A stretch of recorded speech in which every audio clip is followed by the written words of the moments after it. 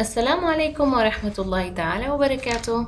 مرحبا بكم يا أصدقائي، لقد اشتقت لكم كثيرا. معنا اليوم درس جديد من دروسنا في كتاب الدراسات الاجتماعية مع أكاديمية كوانتم التعليمية، ومعكم أنا الآنسة ولاء لبة في درس جديد من دروسنا. وعنوان درسنا لليوم: كيف أمضي يومي؟ هيا بنا لنبدأ. أنا قادر على ترتيب أنشطة سامر اليومية على الخط الزمني بدلالة الألوان. سأحتاج أن أصغر الشاشة قليلا حتى نشاهد جميع الصور. ماذا نشاهد سامرا يفعل في هذه الصورة؟ إنه يغسل يديه ووجهه. وفي هذه الصورة إنه يتناول الفطور مع عائلته. وهنا نشاهده أنه ذهب إلى المدرسة. وهنا نلاحظ أنه ينظف حديقة منزله. وهنا نلاحظ أنه يشاهد التلفاز مع عائلته. وهنا في هذه الصورة نلاحظ أنه يغط في نوم عميق. إذن أي هذه الأعمال قام بها سامر أولاً؟ على حسب هذه الألوان هنا على هذا الخط الزمني نبدأ من البداية. فبرأيكم بداية أي المهام قام بها سامر؟ أحسنتم، استيقظ باكرا وغسل وجهه وكفيه. فإذا أضع هنا 1. ألاحظ أن لون هذه الدائرة كلون هذا المربع. وبعد ذلك ماذا فعل؟ تناول الفطور مع عائلته. إذن الصورة التي تحمل الإطار البنفسجي أضع هنا 2 في الدائرة التي تحمل نفس اللون.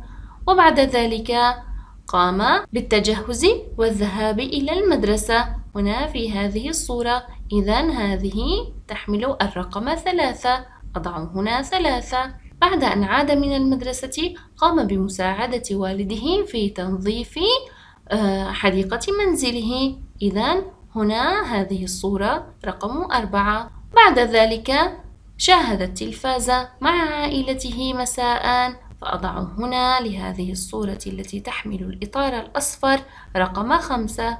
وأخيرا ذهب إلى النوم، فأضع هنا 6. إذن بهذا الشكل استطعنا أن نعرف ماذا فعل سامر خلال يومه. أنا قادر على ترتيب 6 من أنشطتي اليومية باستخدام الأعداد من 1 إلى 6 على الخط الزمني. إذن هنا هيا بنا فلندقق هذه الصور حتى نستطيع أن نعد 6 نشاطات يومية نقوم بها خلال اليوم. هنا نجد أنه يقوم بتنظيف أسنانه، وهنا يتناول فطوره، وهنا يذهب إلى المدرسة، وهنا يلاعب القطة، وهنا يذهب إلى الحديقة. وهنا في هذه الصورة نلاحظ أنه يلعب بألعاب الفيديو، وهنا إنه يغط في نوم عميق، وهنا أنه ذهب إلى الحديقة وأمضى بعض الوقت مع أصدقائه ولعب بالألعاب. فهيا بنا فلنختار من هذه النشاطات 6 نشاطات نقوم بها خلال اليوم. مثلا نأخذ هذه، نتناول الفطور صباحا، وبعد ذلك نذهب إلى المدرسة. أضع هنا 1. وبعد ذلك أذهب إلى المدرسة، أضع هنا 2. ومن ثم مثلا ألعب ألعاب الفيديو، أضع هنا 3. وبعدها ألاعب القطة، أضع هنا 4. وقبل أن أنام أقوم بتفريش أسناني، فأضع هنا 5. وأخيرا أخلد إلى النوم، فأضع هنا 6. بهذا الشكل نكون قد رتبنا بعض الأعمال التي نقوم بها يوميا من البداية حتى النهاية، أي من أول اليوم حتى آخره. هنا نلاحظ أن الدب يعرفنا عن نفسه ماذا يقوم في يومه في الشتاء، فيقول: أنا أنام في الشتاء طوال اليوم. الدب يغط في سبات شتوي، أي أنه ينام طوال فصل الشتاء. وأنتم أي من هذه النشاطات تختارون؟ تستطيعون ترقيمها من 1 إلى 6.